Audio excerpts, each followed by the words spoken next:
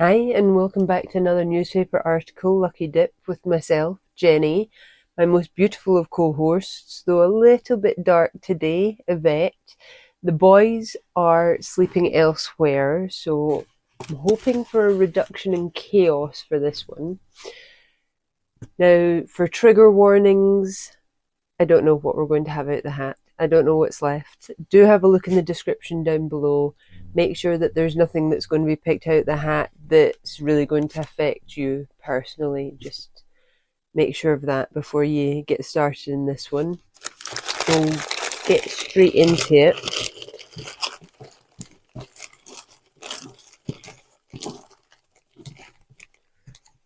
This one. We have the magnet for the 27th of January 1845.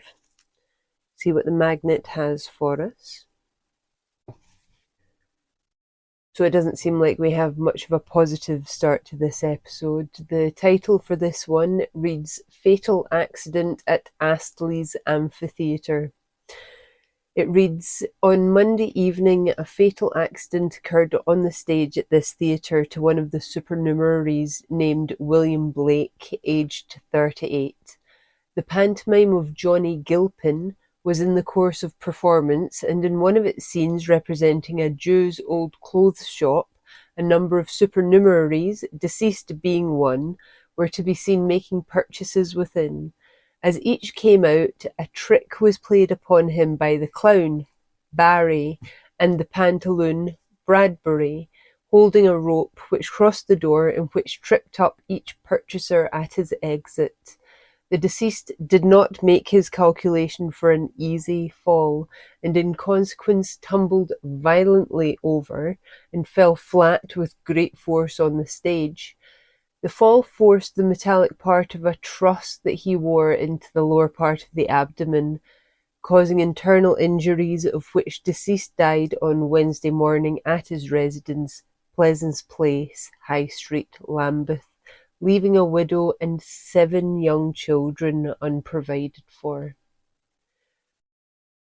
Oh, the amount of these stories that leave deceased parents of a multitude of children. I'm hoping the community came together to help her out, because she's going to suddenly be left without the person that was bringing in the finances to the household. Likely as not, if she's got 7 young children to care for, and he's an extra supernumerary in the theatre, I can't think that these people were living the high life, you know. So I hope that the stage company, the actors, as well as just the local community, kind of got together to help her out. Now, the metallic part of a truss that he wore.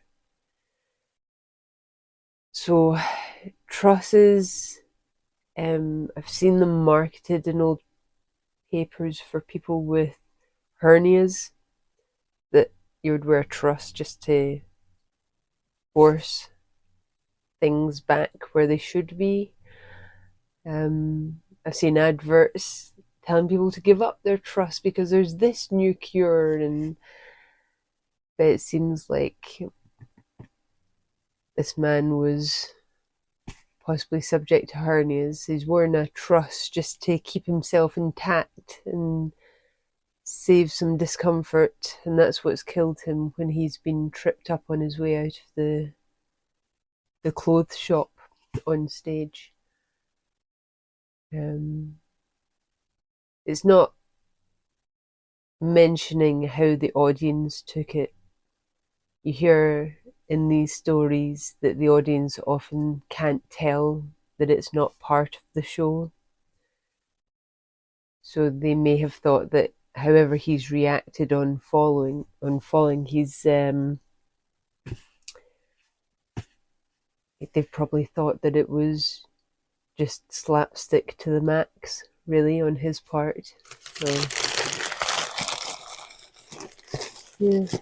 I hope Barry and Bradbury, the clown and pantaloon, didn't feel too guilty about it. I don't think they could have foreseen that, to be honest.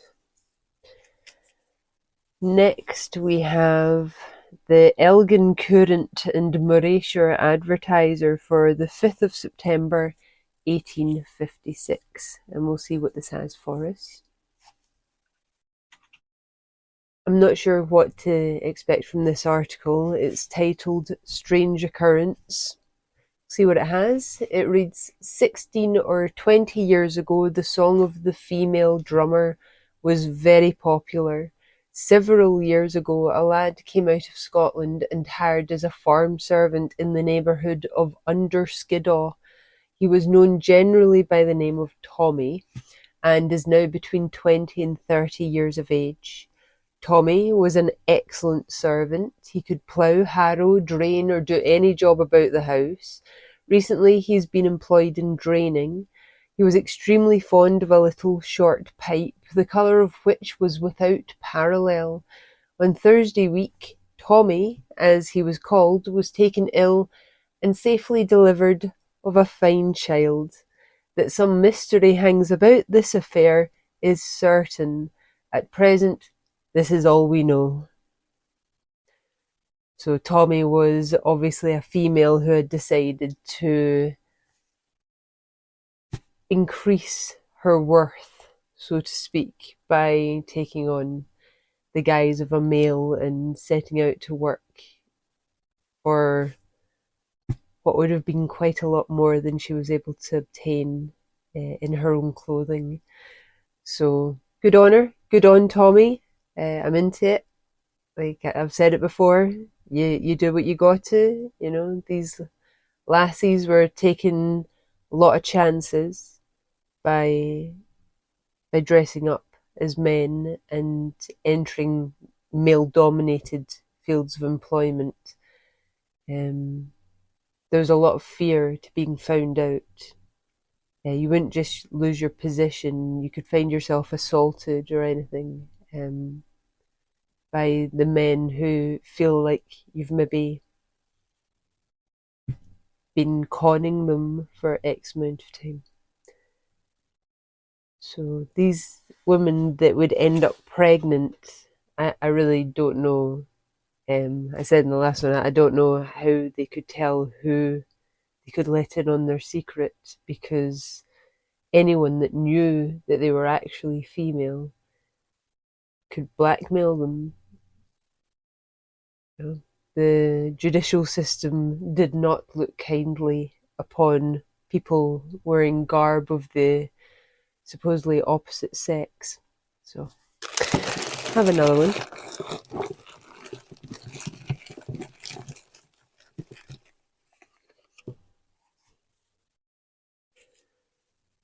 We have the Dundee Courier for the 9th of December 1880. We'll see what the Dundee Courier has for us.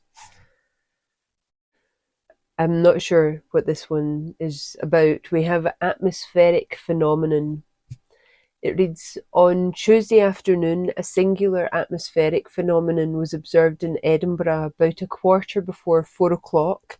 The sky assumed a colour approaching to purple-grey, the purple element being intensified in the western horizon.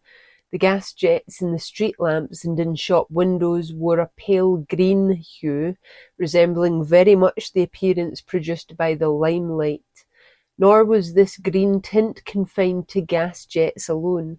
The light they shed partook of the same colour, and the interior of workrooms and dwelling houses was pervaded by this unusual lustre. The phenomenon was the subject of general remark, and while it lasted, the gaze of most street passengers was directed towards the sky. Towards 4:30, with the declining light, the effect passed off. I would assume that that was the result of some kind of chemical, some kind of gas, perhaps, that had escaped, but then no one's talking about any smell, but gas wasn't given that odour so that you can tell when there's a gas leak until fairly late on. I don't think they were doing that in the 1880s. But also, if it was a gas leak and there's not electricity, there's gas lamps lighting everything. If it was a combustible gas leak, there would have been notifications of explosions or being an increase in light from the lamps, maybe. And it's affecting everything. It's affecting the sky as well as the lamps. I feel like there's an imbalance in the air,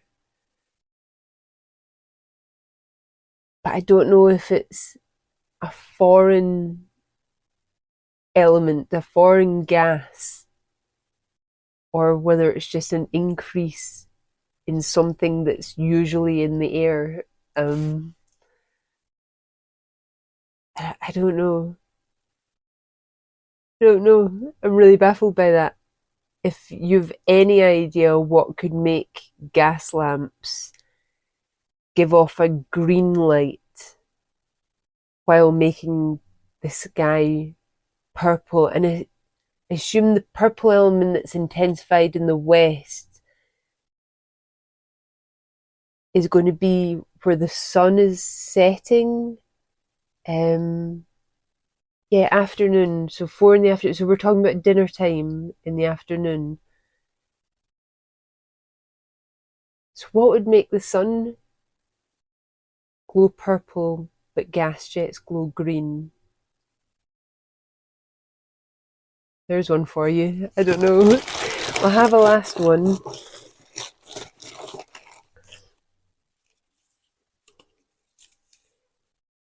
We have the Perthshire Courier for the 7th of September 1815. We'll see what the Perthshire Courier has.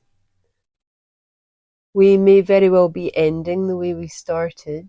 The title for this one is Distressing Accident.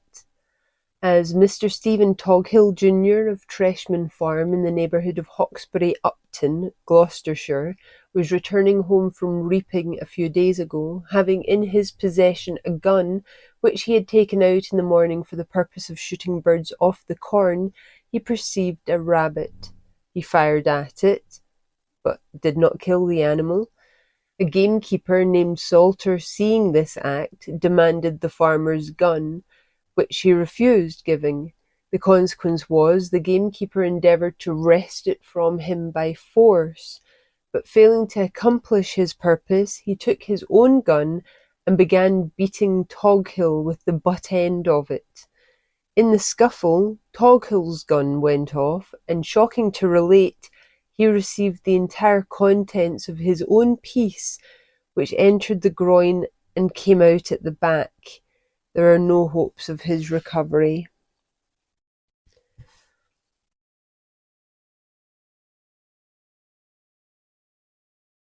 Okay.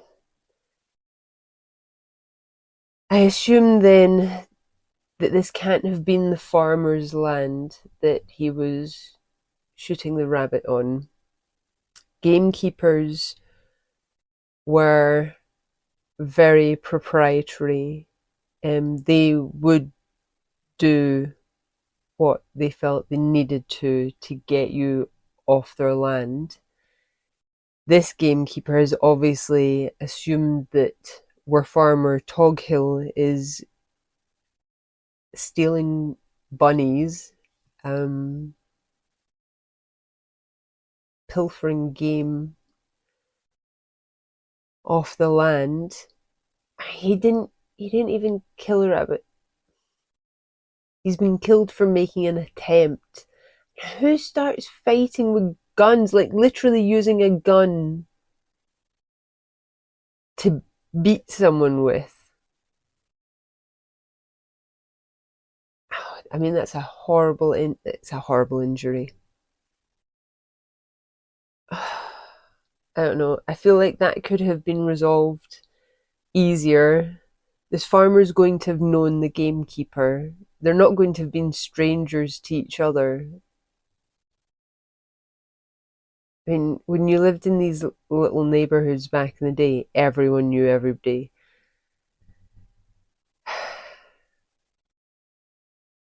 I mean, you can't tell because it's not it's saying that Tog Hill was of Treshman Farm, but they apparently weren't on Treshman Farm when he's been caught shooting the rabbit. I don't think that needed to end with his death. It no doubt did. I mean, even these days, with all of the advancements in surgery and medicine, that would be requiring some amount of reconstruction,